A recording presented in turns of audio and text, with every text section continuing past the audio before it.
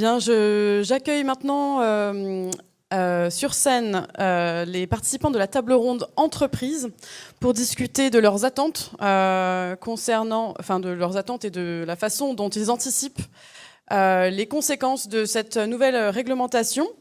Donc, j'appelle Shafika Chetaoui, Chief Data Officer d'AXA France, Maxime Avez, Chief Data Officer du Crédit Mutuel Arkea, Guillaume Leboucher, coordinateur du pôle data et IA de DocaPost, Émilie Sirvan-Hien, responsable du programme IA responsable d'Orange Innovation.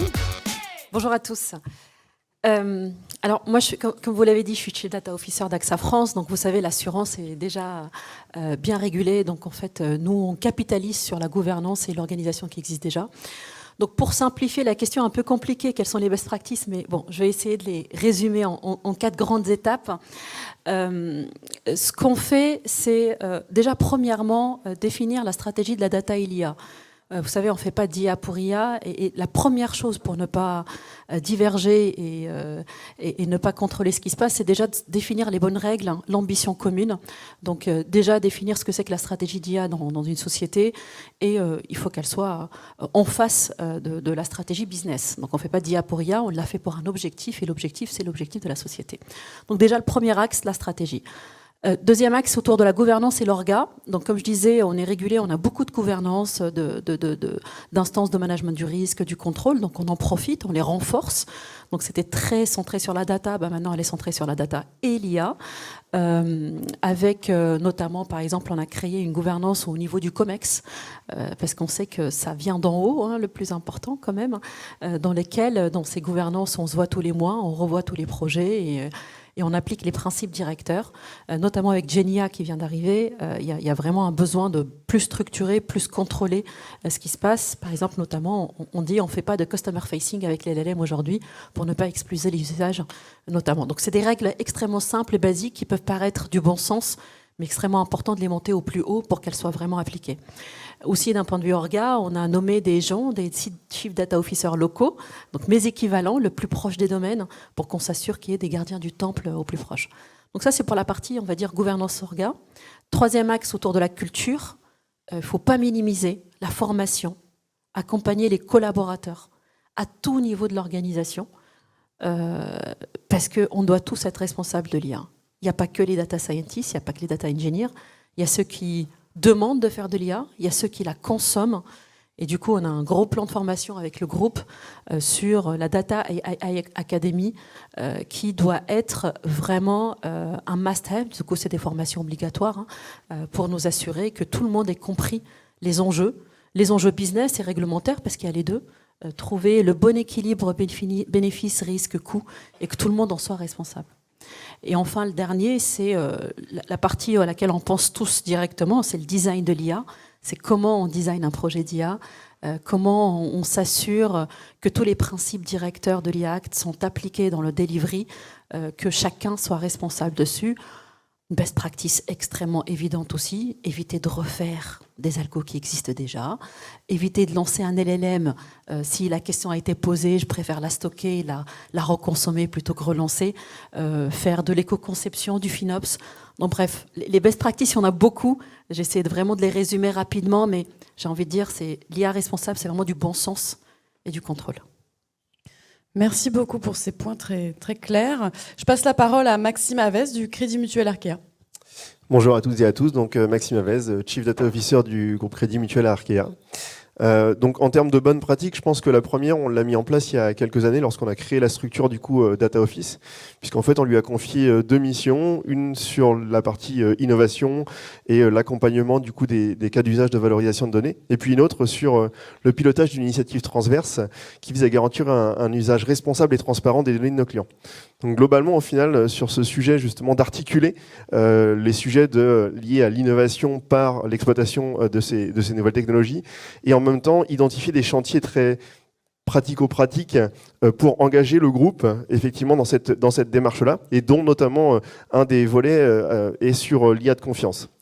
IA de confiance qui nous a amené justement au plus près, on va dire, des personnes qui vont concevoir, développer ces algorithmes, à faire évoluer nos pratiques, nos process, à les faire également collaborer avec les équipes juridiques, conformité.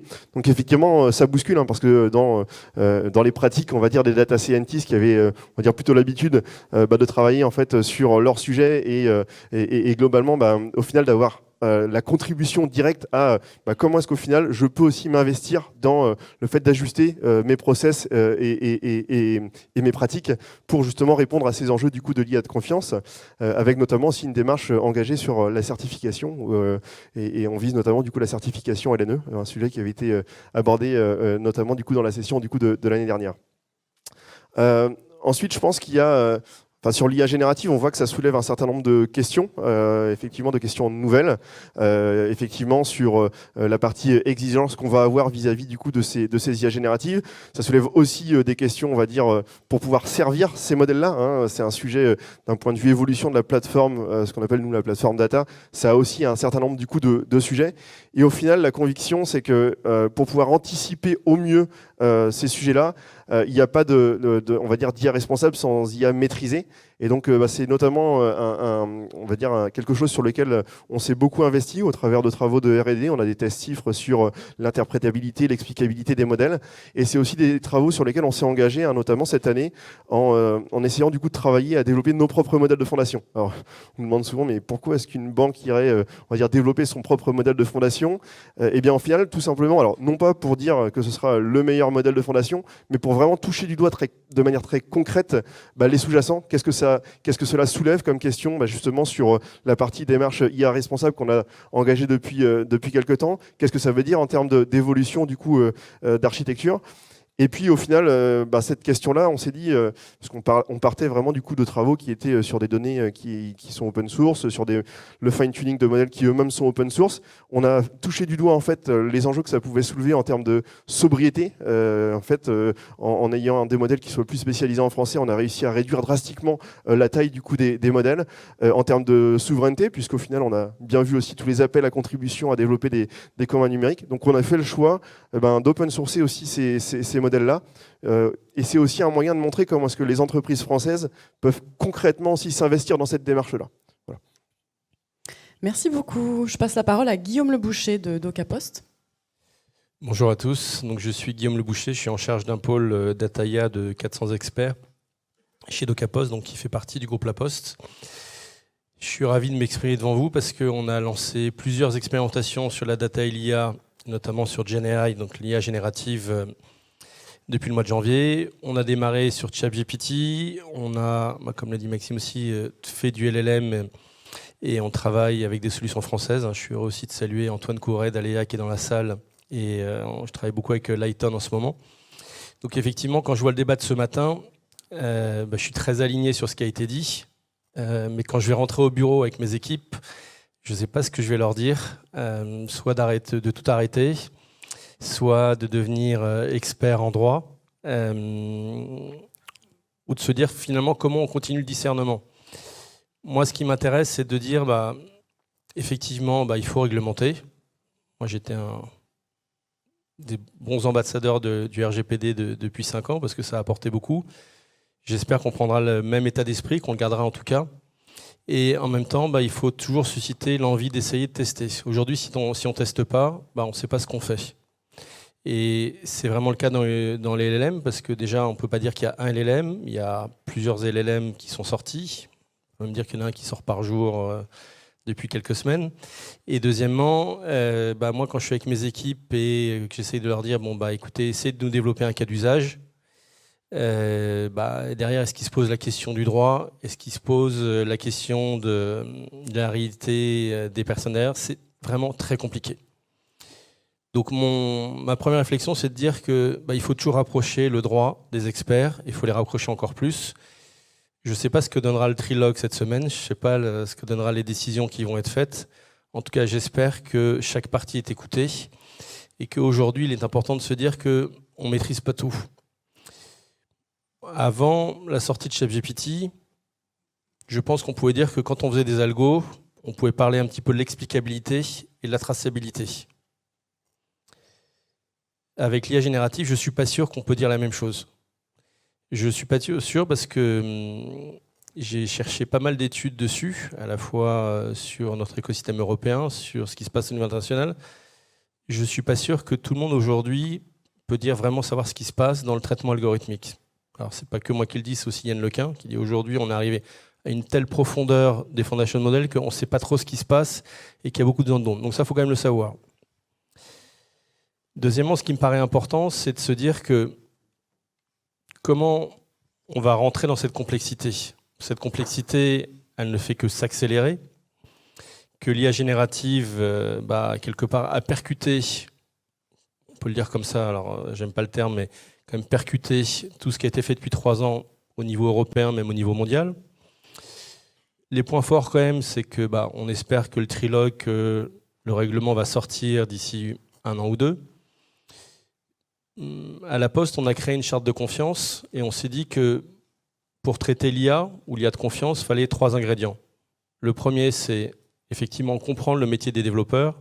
Le second, c'est l'éthique. Et à partir de l'éthique, prendre la question du droit qu'on traite aujourd'hui. Et c'est un petit peu ces 3 ingrédients qui nous semblent importants aujourd'hui, de se dire que voilà, laisser le développeur au centre, parce que c'est lui qui crée, c'est lui qui développe, et lui montrer les chemins de l'éthique, les chemins du droit, pour éviter des trop grandes avancées. J'allais dire trop grandes avancées, non pas sur le plan d'innovation, mais notamment, et je suis très aligné sur ce qu'a dit Renaud Vaudel, sur la difficulté, sur les risques humains. Aujourd'hui, il y a des vrais sujets. On sait que les définitions vont évoluer. On sait que les grands principes sont en train de se poser. Je crois qu'il faut rester assez mesuré en disant que ça va encore évoluer en permanence. Néanmoins, il ne faut pas casser notre envie d'innovation, il ne faut pas casser notre envie de tester. Et moi, je plaide pour les deux. Bien entendu, d'un côté, réglementer, se poser des vraies questions, et de l'autre, dire à nos jeunes développeurs, à nos jeunes data scientists, écoutez, voilà, faites ce que vous pouvez. On essaiera, bien entendu, de ne pas tout envoyer en production, d'avoir une certaine limite, mais en tout cas, si on ne fait pas ça, on aura du mal à avancer.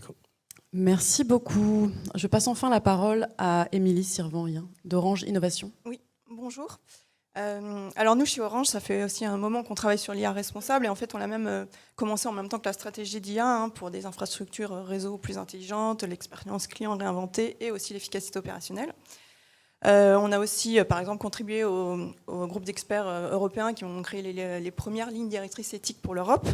On a aussi créé un conseil éthique avec des membres externes en fait, qui nous ont aidés à y voir, à prendre du recul en fait, et à construire même notre stratégie, notre charte et commencer à déployer dans l'entreprise. Alors nous, on a déployé autour de 4 grands piliers, la gouvernance. On a aussi créé des référents éthiques dans tous nos pays, puisqu'on a 27 pays, donc on se pose aussi des questions de faire différemment peut-être dans les pays, entre la France, d'autres pays d'Europe et même l'Afrique. Donc la gouvernance, les risques, la gestion de risques projets, la formation aussi, bien sûr, la formation de l'éthique pour tous nos salariés. Et en dernier, les outils pour mettre en pratique effectivement l'IA responsable. Alors ça, c'était bien. Et c'est vrai que l'IA générative nous a un peu bousculé. On a dû rajouter des guidelines, des lignes rouges, effectivement, pas de LLM face aux clients. Et aussi au niveau de la formation, avant c'était quand même plutôt pour les équipes IA, et là maintenant ça s'élargit à tout le monde, puisque tous les métiers se mettent à utiliser les LLM, et il faut aussi un peu justement les former sur les risques pour bien faire. Aussi, juste en bonne pratique, on a commencé à réfléchir à intégrer nos prestataires dans la démarche. Donc aussi des questionnaires d'évaluation, rajouter des clauses dans les contrats par exemple. Enfin, voilà. Essayer que ce soit pas juste nous, mais qu'on arrive à avoir une chaîne complète. Après, bon, voilà, on a encore plein de défis avec l'IA générative, bien sûr. Donc il y a encore plein d'usages, plein d'innovations en fait, qu'il ne faut pas freiner. On a besoin aussi de certitude juridique, enfin éviter le risque, savoir ce qu'on peut faire, ce qu'on ne peut pas faire. Donc on attend quand même cette législation avec impatience. Voilà, on espère quand même que le trilogue arrivera à conclure pour qu'on puisse avancer justement en sécurité. Merci beaucoup. Pendant que la salle réfléchit à des questions, n'hésitez pas à commencer à lever les mains. On a donc des enjeux d'organisation interne, de stratégie interne, et que ça monte au plus haut niveau. On a, le test en interne et le développement de systèmes d'IA, y compris via l'open source. la certitude juridique et la compréhension du droit et l'implication, enfin ce lien entre interne et externe. Vous contribuez à des groupes de travail au niveau européen, vous avez un comité éthique qui intègre des membres externes et tout ça contribue à constituer une espèce de photographie de différentes bonnes pratiques qui peuvent être mises en place. Donc j'invite maintenant les personnes dans la salle qui voudraient soit partager aussi d'autres bonnes pratiques ou poser des questions à nos intervenants à se manifester. Oui, nous avons une main levée, je ne sais pas si tu as un micro. Oui. Merci. Soyez bref, s'il vous plaît, et n'hésitez pas à vous présenter. Alors, Nathalie Lanneret, directrice d'affaires publiques de Criteo, premier laboratoire privé d'intelligence artificielle en Europe. Si on part du principe que le trilogue tombe d'accord après-demain, on aura un texte qui sera applicable dans 2 ans, au mieux. Où en seront vos équipes dans 2 ans? En d'autres termes, comment on fait pour s'assurer que les règles qui sont adoptées puissent évoluer en musique avec la technologie, on va dire ça comme ça. Qui souhaite prendre la parole?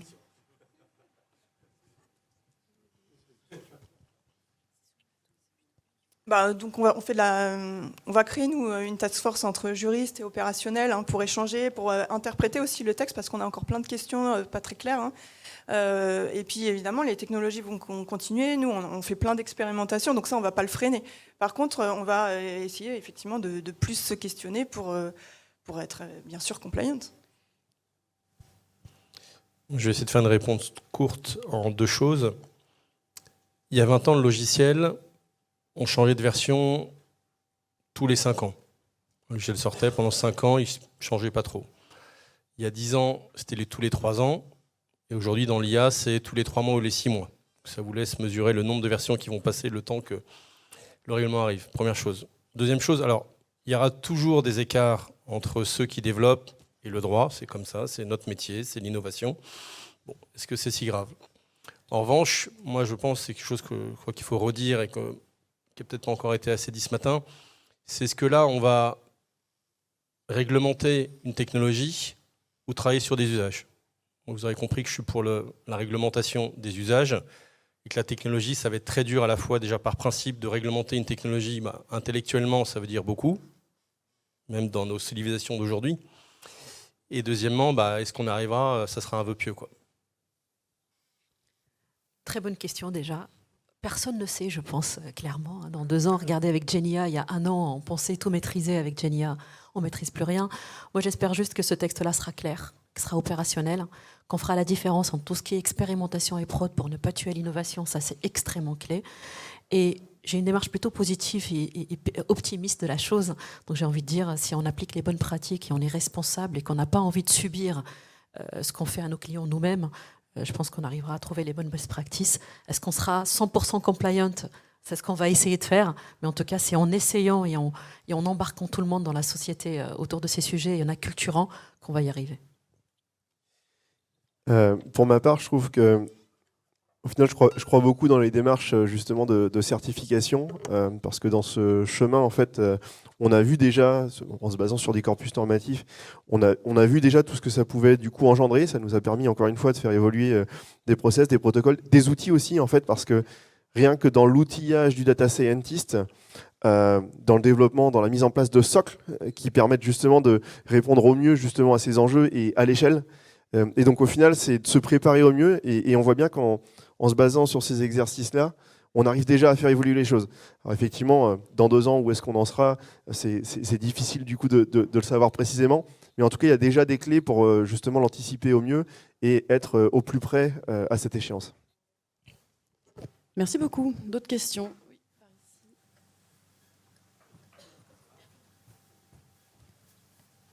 N'oubliez pas de vous présenter, s'il vous plaît. Oui, bonjour, Théophane Hartmann, je travaille pour le média européen Euractiv. Alors, je voulais vous poser une question parce que vous représentez ce que, au niveau de l'AI Act, on appelle des déployeurs d'IA. Du coup, une question très simple, est-ce que la position de la France vous va? Parce que la position de la France essaye de ne pas réglementer ce que M. Voss appelait donc les développeurs d'IA, ceux qui vont faire des grands modèles de fondation. et qui risquent d'impacter fort votre business si justement ils ne sont pas éthiques, s'ils ne sont pas compliant. C'est vous qui devrez investir pour faire des systèmes d'IA qui soient éthiques.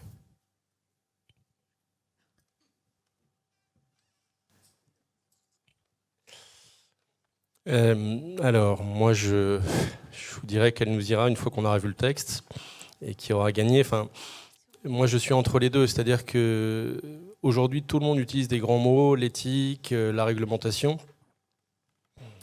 Moi, je pense aussi remettre aujourd'hui comment on teste la technologie, comment les développeurs se forment aujourd'hui. Et moi, c'est ça qui m'intéresse, c'est-à-dire que faut savoir que déjà l'IA aujourd'hui, les modèles d'inférence ont déjà énormément transformé l'économie. L'IA Act a mis 10 ans à sortir, on peut dire que c'était à peine prêt, ça va être prêt, mais qu'aujourd'hui l'IA générative, c'est un tel bouleversement dans la façon de concevoir l'information, de savoir ce qui se passe vraiment dedans, franchement c'est une grande complexité. Alors je sais bien que quand on veut faire du droit, on veut tout dire, qu'on fait tout parfaitement. Et moi, je pense que nos législateurs font ce qu'ils peuvent. Ça va tellement vite. Moi, j'avais j'ai un autre avis à proposer, mais je ne suis pas sûr qu'il soit suivi. On a très bien fait un très bon collège scientifique pendant la crise du Covid. Moi, je me dis, si on a du mal à se mettre d'accord au niveau du trilogue, pourquoi on ne fait pas un collège scientifique et que pendant 6 mois, on se dit, voilà, peut-être pas un moratoire, mais qu'on ralentit un peu pour se dire, voilà, comment on va regarder un petit peu les choses. Après, franchement, entre la position de la France et la position de l'Europe aujourd'hui, votre question, elle n'est pas facile parce que quelle est exactement la position de la France, que dit l'Europe aujourd'hui? Franchement, c'est pas facile à savoir.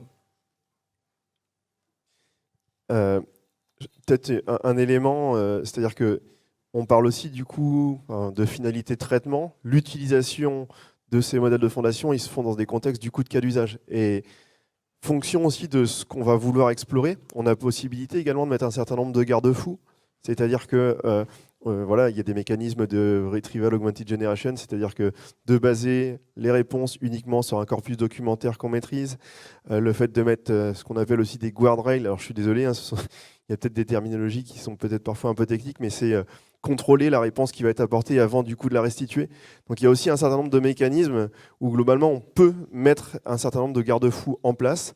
Je pense que, alors c'est une réponse avec un petit peu un pas de travers, mais c'est quelque chose aussi sur lesquels les entreprises peuvent être actrices très concrètement et il ne faut pas le négliger encore. Et moi, je voulais juste ajouter, vous avez dit qu'on n'était pas provider. En fait, nous, on se pose beaucoup de questions parce que si on fine-tune un modèle, on redevient développeur, on retombe avec toutes les obligations des fournisseurs. Donc ça nous inquiète aussi, de bien comprendre quand est-ce qu'on le devient. Et en fait, on se prépare à l'être, en fait. Donc avec ce qu'on peut de ce que nous fournissent les foundation models. C'est pour ça qu'on attend quand même aussi qu'il y ait quand même quelques obligations, au moins de transparence, pour pouvoir, nous, aussi savoir ce qu'on fait, en fait. Merci. On a le temps pour une dernière question. Alors, madame, vous avez levé la main en premier. Par ici.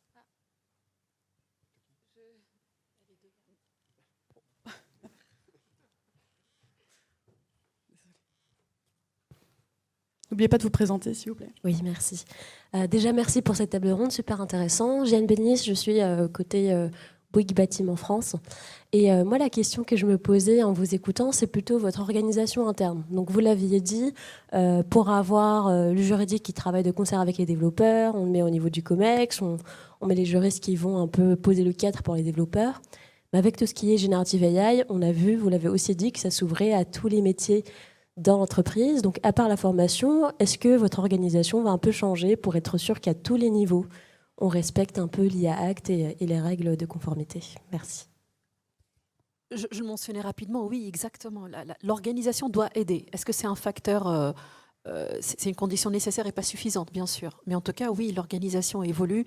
Je le disais, nous, on a nommé des data leaders, donc des chief data officers locaux, au plus proche des domaines où il y a les cas d'usage qui prennent le jour, avec une double une tâche qui est la data gouvernance et l'IA gouvernance. C'est-à-dire c'est les mêmes personnes qui sont responsables du data by design, du GDPR, de l'application de l'IA demain, et les mêmes qui sont responsables de l'accompagnement du delivery. Et c'est extrêmement important de ne pas avoir que des contrôleurs on va dire, le legal, et bien sûr, il est là, pas loin, mais c'était important d'incarner cette responsabilité par des gens qui font. c'est la meilleure façon d'engager les gens en fait. Donc voilà une première organisation. Après, comme je le disais, dans la Data Office, nous au central, on a toute une commission autour de la Data by Design avec des gouvernances de passage de tous les projets. Donc un renforcement de cette gouvernance qui est liée à l'assurance en intégrant l'IA en plus.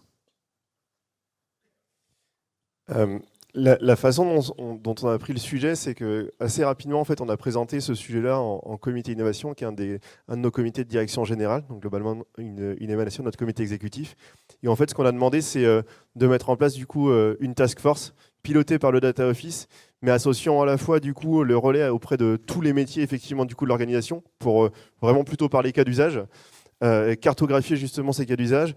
Et un autre volet qui était vraiment de travailler avec les fonctions risque, conformité, juridique, sur lesquelles justement à la fois on donne en visibilité un petit peu les grands sujets qui émergent, on donne aussi en visibilité sur, au final il n'y a pas qu'un seul chemin pour aller développer ces IA génératives, et au final comme ça on contribue justement à ce que chacun puisse avoir les clés de lecture, que ce soit sur des problématiques de conformité et risque juridique, et auprès des métiers aussi, l'aspect de sensibilisation sur... Alors il y a une vraie vertu d'ailleurs derrière ces IA génératives, c'est qu'au final, pendant des années, parce que l'IA dans les entreprises, ça ne date pas d'hier, les data office avaient parfois du mal à aller chercher, du coup, à sensibiliser au cas d'usage. Là, on est arrivé dans une situation où, au final, tous les métiers en fait, nous sollicitent en disant ça y est, j'ai mon cas d'usage d'IA, et comment est-ce que vous pouvez nous accompagner? Et bien, au final, ça a quand même cette vertu-là, c'est que, du coup, on peut expliquer aussi tout ce qu'on a essayé du coup, d'expliquer ces dernières années, et de le mettre au plus proche des usages et des développements sur lesquels on est sollicité.